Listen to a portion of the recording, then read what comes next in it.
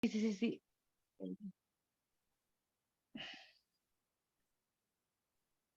Buenas tardes, entonces, verifíqueme Buenas por favor, tardes. porque recién estoy empezando a grabar, si están sus nombres en el chat.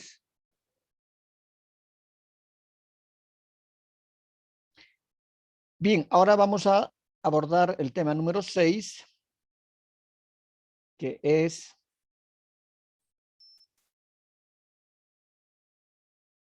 está relacionado a la formulación del plan. Y vamos a ver cómo se formula el plan de desarrollo turístico.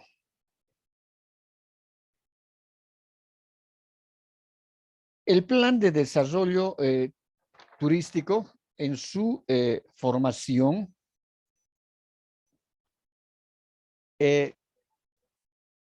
tiene que ser aplicado en base a técnicas. Y decimos de que el plan es un arte y es una ciencia. ¿Por qué decimos que es un arte? Por todo lo que se va a fabricar. Ya, Okay. ¿Qué más podemos decir, Dilimar? Decimos que es un arte, pero ¿por qué decimos que es un arte?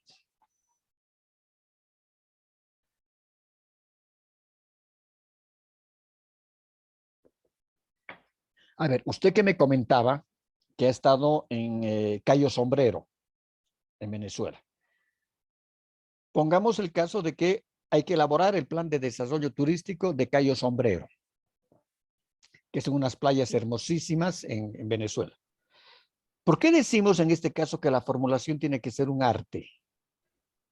Por la estructuración, por las playas y todo eso, por la, ¿cómo se puede decir? Por la hermosura de sus playas. Ya, pero lo mismo también puede pasar, por ejemplo, cuando estábamos comentando sobre las cavernas de los pájaros guácharos yendo hacia Puerto La Cruz, ¿no ve? Hacia Monagas. ¿Ese es No sé, Monagas? pertenece ya a Monagas. Ya.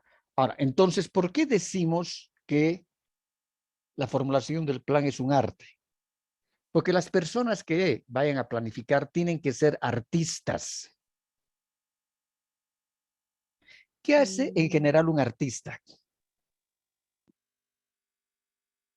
Crear, dice. Dibuja, pinta.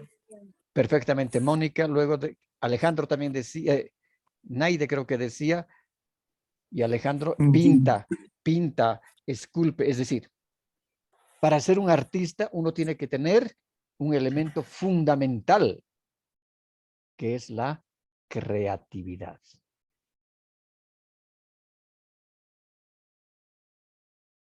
Hay que ser creativos.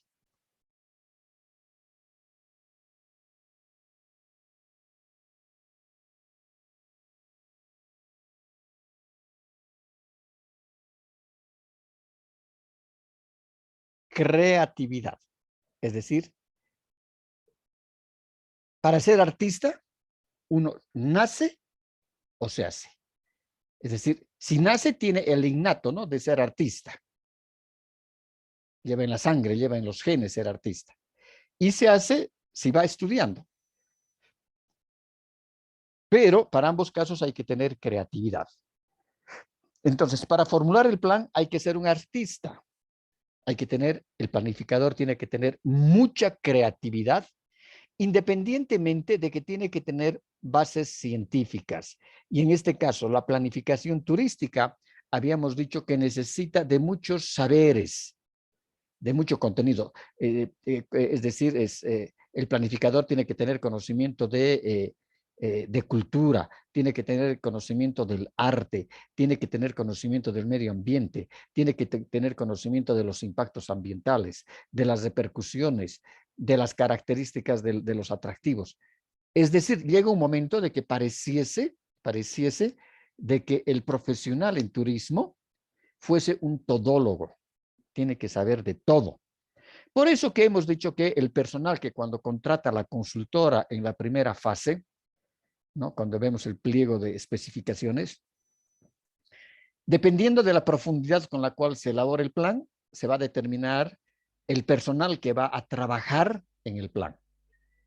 Si va a ser un plan a profundidad, vamos a necesitar seguramente que sociólogos, antropólogos, arqueólogos, vamos a necesitar economistas, un economista, vamos a necesitar un geógrafo, vamos a necesitar un ingeniero ambientalista, vamos a necesitar para la parte de diseños un arquitecto, etc. Pero todos ellos tienen que tener una cabeza, quien dirija al grupo de técnicos dentro del plan. Y eso es cuando ustedes son profesionales, esa labor van a ejercer. Ustedes van a ser, en este caso, los gerentes del plan, gerente del personal del plan, o muchas veces se los denomina es el gerente o es el director del plan. Pero bajo ustedes van a estar todos esos profesionales. Esos profesionales tienen sus conocimientos, sus destrezas, sus saberes, pero en sus ámbitos. En cambio, el turistólogo es el que maneja, si no va a ser a profundidad, pero va a tener una creatividad muy grande y un conocimiento intermedio sobre cada una de esas características. A ver, Dilimar, ayúdenos en esto. ¿Qué características usted establecería si usted tuviera que dirigir al equipo de profesionales para elaborar el plan de desarrollo turístico de Puerto La Cruz, de Cayo La Cruz? No, de Cayo Sombrero. Vámonos más específica a Cayo Sombrero, que es mucho más chiquito y más específica. Como... A ver, primero explíqueles a su compañero qué características tiene el Cayo. El Cayo se caracteriza por sus bellas playas. Ya, ¿qué más? ¿Dónde está ubicado? ¿Qué carácter? Ellos no conocen Venezuela. A ver, un poquito oriéntelos. Guay. Es una de las islas más grandes de Puerto Brava, si se puede decir. Está en el Parque Nacional de Morrocoy, en el estado Falcón. Y sé que queda al oeste de Venezuela, pero ya más a profundidad de Cayo Sombrero no me ubico bien. Y sé claro, que Cayo Sombrero cuenta con 2 playas más grandes en el bosque de las palmeras que ofrece sombras naturales. O sea, también se caracteriza por sus palmeras. O sea, alrededor de la playa están grandes palmeras larguísimas donde te puedes sentar, hay árboles de coco y todas esas. Ya, perfecto. Y cerca de Cayo Sombrero también se encuentra Chichirivichi y Tucacas. Ya, ¿qué son esos? Son igual 2 playas que están súper cerca a Cayo Sombrero. Ya. ¿Y qué pasa con los manglares? ¿Los manglares? Claro, los mejores manglares de todo ese sector están justamente en el Cayo. Claro. Son como los árboles que están ahí alrededor de la playa. Exactamente. Es decir, en los manglares son una variedad de árboles que viven, ¿no? Y se van enraizando, se enraizan, voy a dibujar más o menos. Si este es el árbol, se enraiza. Y se alimentan del agua de la playa. Exactamente. Es decir, tienen casi como unos brazos que son parte de las raíces. Y aquí está el árbol, ¿no? Entonces, muchas veces, esta parte de los brazos, aquí está el agua ya, son tan grandes que inclusive perfectamente muchas veces una lancha puede pasar. Y en este caso, el bosque de manglares se nutre de las aguas salitrosas del mar. Pero esta especie tiene esa característica de poder, el agua que va a ir succionando por estas raíces, las lleva hasta las hojas del manglar y le quita la salinidad de las hojas. Entonces le da el alimento a los árboles y las hojas también le permiten respirar.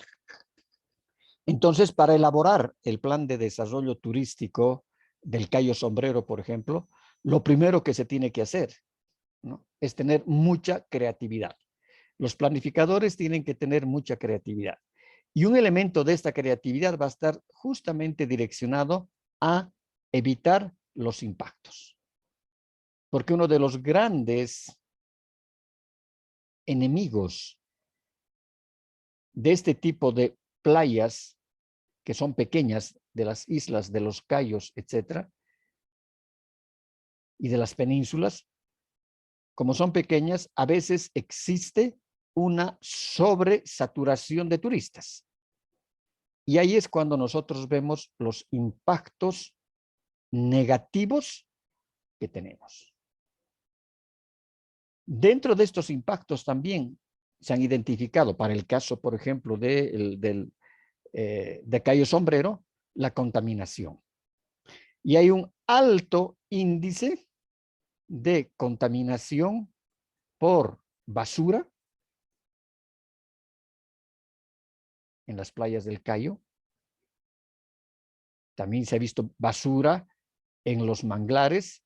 Se ha visto basura también en ese bosque de palmeras. Las palmeras deben tener por lo menos 30 metros. No de limar, de alto. Son inmensamente grandes y altísimas. Sí.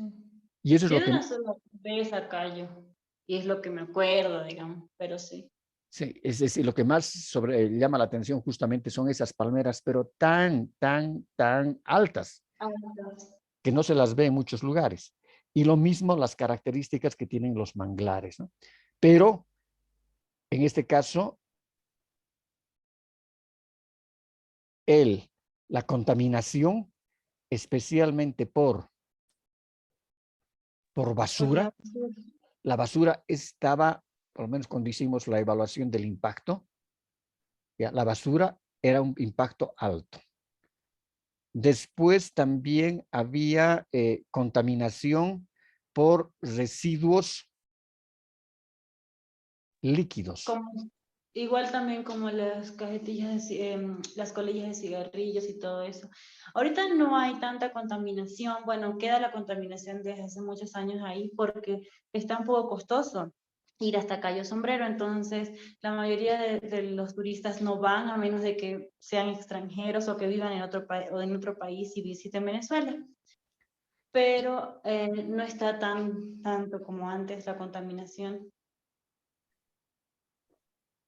Claro, y eso es debido justamente a que se ha hecho un plan de manejo, un manejo ambiental en los cayos, especialmente en el Cayo Sombrero, ¿no?, para evitar es decir, la basura. Se ha establecido la selección de basura orgánica, basura inorgánica, después la clasificación de esta basura, después el traslado de la basura, el posicionamiento o la puesta de basureros en muchos sectores.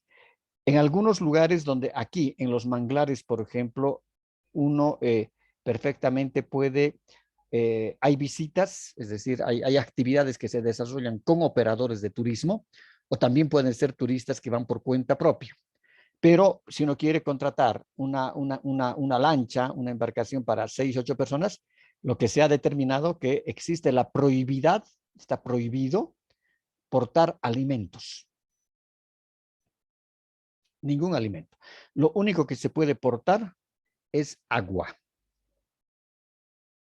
Pero agua en cantimplora, en contenedor. Es decir, nadie le va a vender botellas de agua porque sabemos que las botellas van a ser desechadas en los manglares y ahí es cuando se ve la mayor cantidad, o se veía en ese entonces, ¿no?, la mayor cantidad de contaminación que podía existir. Ahora, lógicamente, porque Venezuela, es decir, ya no tiene el turismo que tenía antes, porque hace unos 20, 25 años, es decir, Venezuela pues era uno de los países, juntamente con Colombia, que recibían un buen número de turistas, por lo menos unos 5 a 8 millones anuales de turistas extranjeros iban a visitar Venezuela. Yo me acuerdo que en las mejores épocas que tenía Venezuela, inclusive las empleadas del hogar, ¿no? Las que trabajaban como empleadas del hogar, se daban el lujo de ir de shopping de Venezuela, en este caso puede ser de Caracas o de Mérida, de cualquiera de las ciudades, ir de shopping a Miami. Sí. Iban a hacer sus... No, y eso es cierto, no es mentira. Es muy cierto. Seguro que eso, Dilimar, sus papás, su abuelo la debí contar, ¿no ve? Sí, mi abuelito me contaba, mi abuelo se fue a Bolivia cuando tenía 18, estaba estudiando en la universidad, pero entonces iba y volvía. No sé cómo le hacía, la cuestión es de que se quedó allá y dice de que era súper hermoso, o sea, y que también ganaba muy bien, porque estaba trabajando con una empresa acá que era de electricidad, no sé cómo se llamaba en ese entonces. Y dice de que cuando llegó a Venezuela era súper diferente, o sea, que la gente podía viajar a donde quiera, podía hacer las compras que quisieran y era muy diferente a la actualidad, ¿no? Como le digo, era algo impresionante. Por eso que Caracas siempre se ha caracterizado y se ha dicho Caracas es pues la ciudad del cemento, del hormigón y del asfalto, ¿no? Porque es una ciudad tan grande, pero todo son edificios y son rascacielos. Y eso era por la prosperidad que tenía Venezuela con la exportación del petróleo. Allá había una universidad, debe seguir existiendo todavía, la Universidad Simón Bolívar, Sí existe. ¿no? Y era una de las universidades más prestigiosas de América Latina. Y también existía la Universidad Central, que debe seguir en Caracas, y tenía la mejor carrera de medicina porque tenía inclusive un hospital con más de 500 camas, donde los estudiantes se hacían sus prácticas hospitalarias. Ahora, no sé si seguirá existiendo todo eso. Yo todavía viajaba para llevar a mis estudiantes, hacía la supervisión de las prácticas empresariales que hacían en el hotel, en el Macuto Sheraton, antes de que se entrara le vino pues un aluvión, ¿no? Y se entró todita la mazmorra, se entró a la... La guerra que causa la desgracia de Vargas, como le llaman. Sí, exactamente. Y el hotel tenía 500 habitaciones, tenían 20 salones, era un hotel gigante, el hotel, el Macuto Sheraton, y estaba bajo la cadena de la Sheraton Internacional, ¿no? Entonces, la OEA trabajó mucho en la parte de la planificación turística de diferentes sectores, diferentes atractivos turísticos en Venezuela, justamente buscando necesariamente mitigar los impactos ambientales, porque la mayor parte del turismo que ofrece Venezuela es un turismo de naturaleza, es un turismo balneario, ¿no? Y dentro de ese turismo balneario, lógicamente que hay un sinnúmero de playas, islas, cayos, penínsulas que necesitaban ser protegidas porque el turismo al principio no estaba bien planificado, estaba muy desorganizado, entonces la contaminación era muy, muy grande. Y de ahí es que la OEA decide crear, es decir, tener sede del SICATUR, que es el Centro de Capacitación y Formación Turística de la OEA, logra, es decir, Venezuela, tener una subsede, porque la principal estaba en México, la otra subsede estaba en Buenos Aires, y luego logra Venezuela tener la subsede del SICATUR, que es el Centro de Capacitación y Formación Turística de la OEA. Entonces, en el SICATUR empieza a ofrecer cursos a todos los países de Latinoamérica, bajo la modalidad de becas. ¿Sí? Es cuando yo le contaba eso a Dilimar, tuve la opción de poder hacer lo que sería ahora 2 diplomados en Venezuela, ¿no? Y a mí me pagaban todo. Me pagaban el pasaje, me pagaban el hotel. En el mismo hotel nos daban los cursos. En el hotel nos daban la alimentación, entonces era de lunes a viernes y los sábados teníamos los seminarios. Y ahí también tuve maravillosos docentes. Ahí lo conocí al profesor Acerenza, lo conocí al profesor Roberto Bullón, a Fabio Cárdenas, que en este momento son mire, ya es gente ya mayorcísima, pero los que han dejado el mayor legado en la bibliografía sobre planificación, marketing y empresa de viajes en América Latina, ¿no? Entonces, Venezuela ha tenido siempre ha tenido muy buen mercado turístico. Ha tenido muy buen mercado turístico. Pero siempre ha sido también un país un poco violento porque siempre se explicaba a las personas que llegaban allá, a los turistas, cuando no iban con empresa de viajes, con paquete todo incluido, se explicaba de que había que tener mucho cuidado al caminar porque a veces escuchaba muchos tiroteos en la calle. Entonces, lo primero que había que hacer, y les enseñaban, y a la población local también, arrojarse al piso, ¿no? Porque siempre ha existido violencia en Venezuela. Y Dilimar, ¿tiene la receta del sancocho?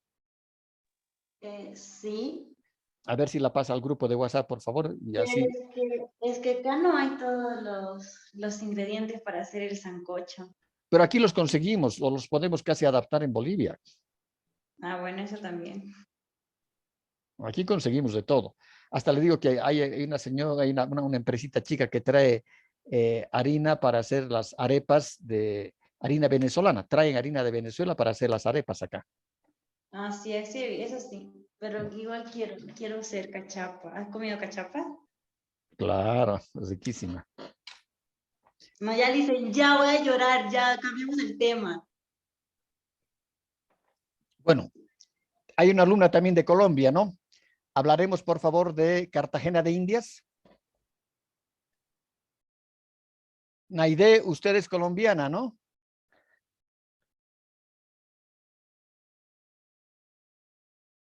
Naide, ¿me escucha? No, Lice, No. ¿Dónde está nuestra alumna Casco? Nuestra alumna paraguaya, ¿está ahí? Y hay una argentina más, licenciado. ¿Gilmar es argentina? No, no, no. Hay una estudiante que es de Argentina. ¿Quién es? A ver, Yo, Rocío Caero. Rocío, ¿de qué lugar es usted? ¿De Buenos Aires? no, Lice, del sur, ¿De qué lugar del sur? Tierra del Fuego. Ay, madre mía, qué lugar más bello.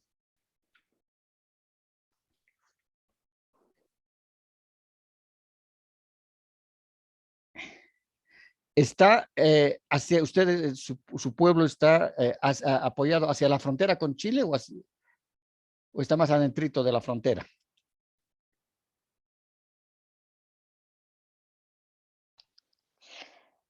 Rocío, Con frontera con Chile. ya. Entonces, cuando se decide elaborar el plan de desarrollo turístico y la oferta turística de Chile, que lógicamente Chile no tiene nada que ofrecer turísticamente o tiene muy poco que ofrecer para un turismo internacional, ¿no? Entonces, para esos años, el profesor Eugenio Yunes estaba como director de marketing en la Organización Mundial del Turismo, con sede, la OMT tiene su sede en Madrid, en la Vía Castellana. Y don Eugenio Eugenio Yunes, su gobierno lo llama como director del Servicio Nacional de Turismo, del Sernatur, que sería como el viceministerio de Turismo en Bolivia. Entonces, don Eugenio Yunes, conociendo la realidad de los atractivos turísticos que tiene en Chile, y conociendo, porque él es un magnífico mercadólogo en marketing, si era es decir, el director mundial de marketing para la OMT. Entonces, un hombre muy estudiado, muy letrado, le hizo un doctorado en marketing en España, creo, o en Bélgica, algo por ahí. Entonces, manejaba muy bien el tema del marketing. Y él siempre nos decía, no se olviden ustedes de que cuando tienen que elaborar el plan de desarrollo turístico, lo primero que tienen que hacer es el diagnóstico. Y en ese diagnóstico, el primer elemento a tener que tocar es la investigación de mercados. Es decir, ¿qué le interesa al turista? Visitar. Y él se calcaba mucho sobre el perfil del consumidor turista.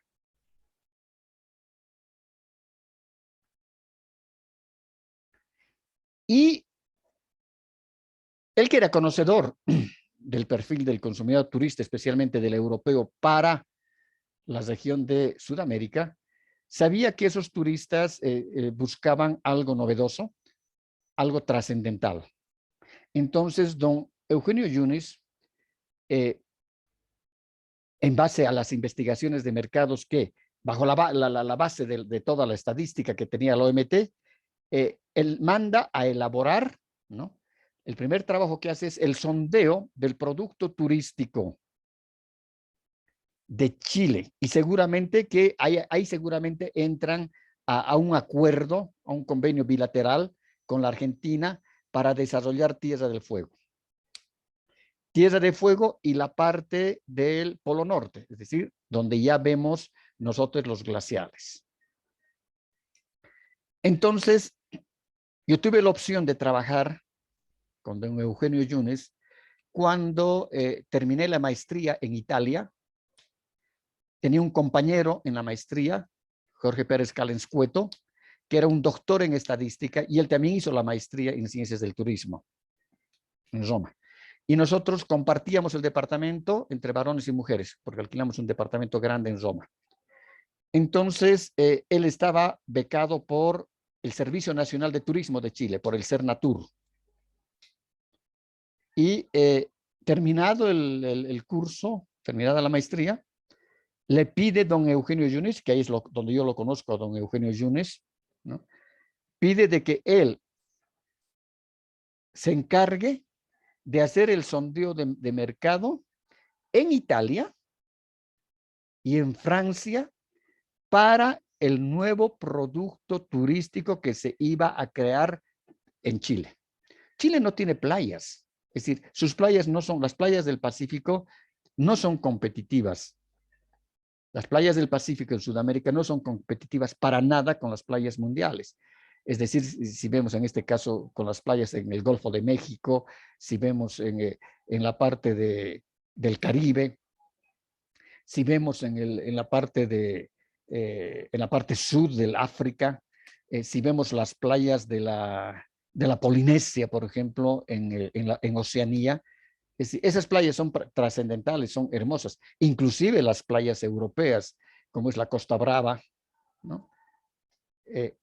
Pero no, las playas a partir del Ecuador, alguna partecita de Colombia hacia las playas que salen hacia el Pacífico, algunas más o menos, pero hacia abajo, todo lo que es, en este caso ya de la parte de la selva peruana, las playas que están a ese sector del Pacífico, Chiclayo, Pimentel, todo ese sector del Perú, hasta llegar a Chile, porque en la frontera con Chile está Juliaca, que es el Perú, y luego tenemos Arica, que es de Chile. Las playas de Arica, un desastre, horrorosas. Las playas de Iquique, horrorosas. Después vamos bajando, entramos a Copiapó, también en Chile, horrorosas sus playas. Y así, sucesivamente, vamos bajando, porque toda esa parte es la franja que corresponde al desierto de Atacama. Luego tenemos Viña, después tenemos, pero todas esas playas no son nada a comparación de las playas que puedan estar hacia el Caribe o pueden estar hacia el La Atlántico. comparación de Cayo, Sombrero, de las tortugas, de Chichiriviche.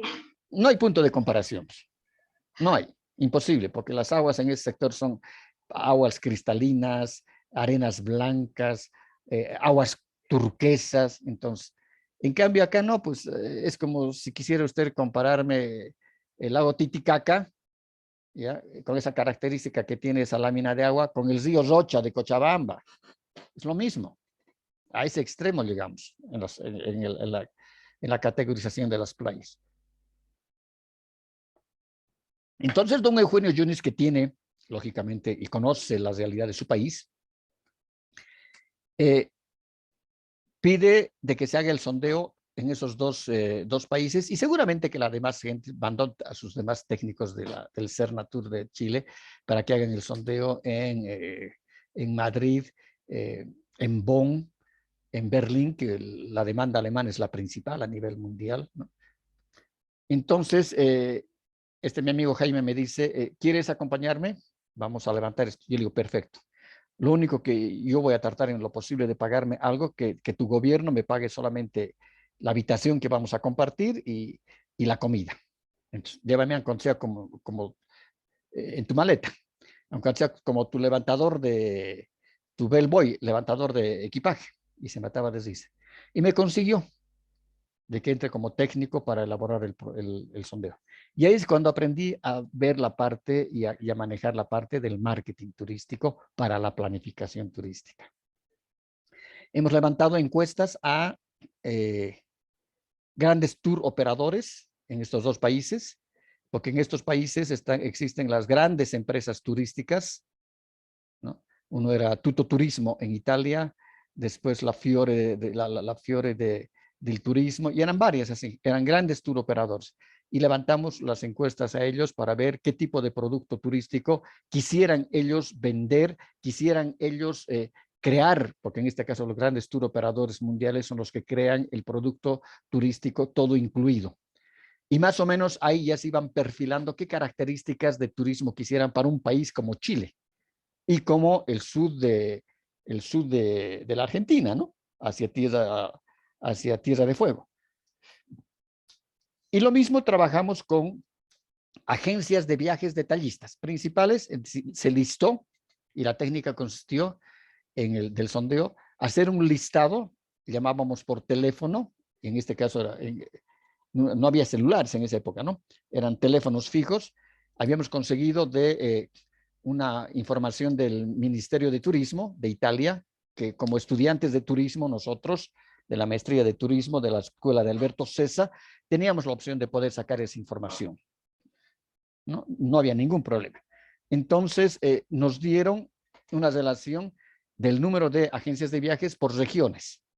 Región del Lacio, que en vez de decir de departamentos, Italia se divide por regiones geográficas.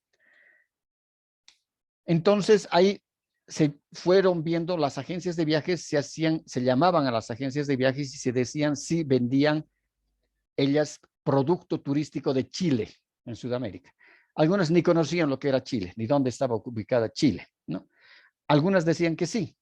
Y las que decían que sí, se tomaba la referenciación, la dirección de ellas, y se les mandaba, se levantaba la encuesta personalmente o se les mandaba por correo, pero no había correo electrónico, era por correo, un sobre con papel, con la encuesta.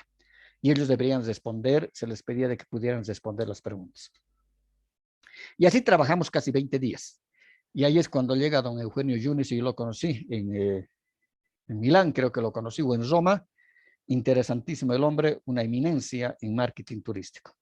Y al final, después ya nosotros ya regresamos cada cual a su país, a su casa, todo eso, y después ya me mandan la presentación del producto turístico chileno, que tuvo realmente una trascendencia muy grande, porque en este caso, el planificador, que en este caso pasaba a ser don Eugenio Yunes, tuvo muchísima creatividad.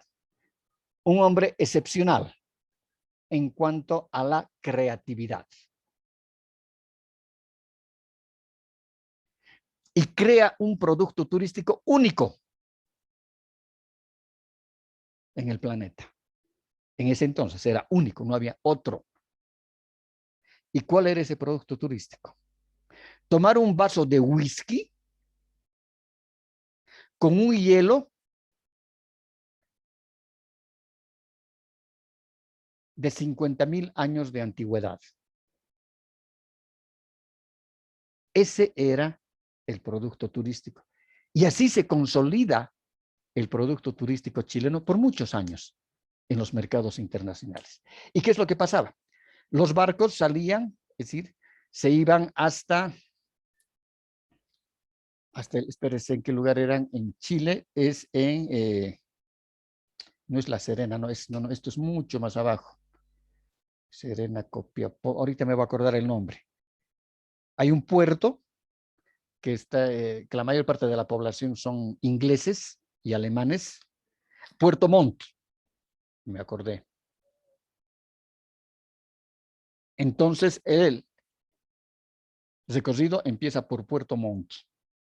En Puerto Montt se toman las embarcaciones y las embarcaciones no eran muy grandes. Eran unas embarcaciones, unos barcos con una capacidad para unas 40, 50 personas, no eran más, ¿no? Entonces, iban recorriendo toda la parte que correspondía, porque esto es más o menos así.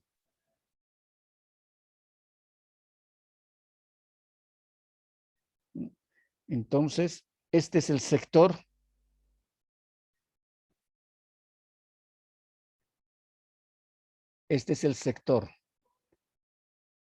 chileno y este es el sector argentino. Y aquí está, ay Dios.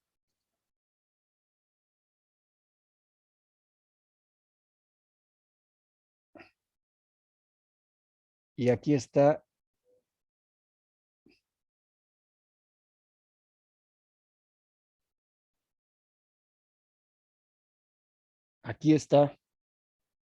Tierra de Fuego. Entonces, porque aquí estamos en el polo sur, ya estamos acá, en los glaciares. Esta parte estamos en los glaciales aquí. Y aquí tiene como una patita. Una cosa así. Entonces vienen las embarcaciones, salen de acá, de Puerto Montt, llegan acá. Aquí están los glaciales y se acercan tanto a los glaciales las embarcaciones que inclusive, llegado el momento, el garzón, con un martillo y con un mango larguísimo el mango, por lo menos unos 3 metros, rompe un hielo de acá, y ya está con los vasos de whisky, le ponen el hielo al vaso de whisky, hielo en las rocas, y los turistas pueden tomar un whisky con un hielo que tiene más de 50.000 años en el sitio. Entonces, esa oferta ha sido pues algo impresionante en el mercado internacional, en el mercado turístico mundial. Realmente mucha creatividad, demasiada creatividad.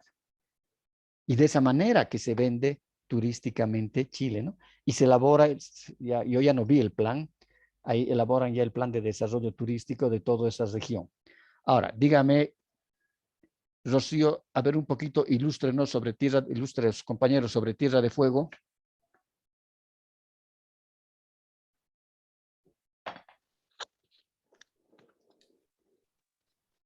¿O quiere que la deje y esperamos para el segundo video? Porque ya estamos con 47 minutos. ¿De acuerdo? Sí, está bien, Lice. Ya, Rocío, gracias. Entonces, en un par de minutos nos conectamos.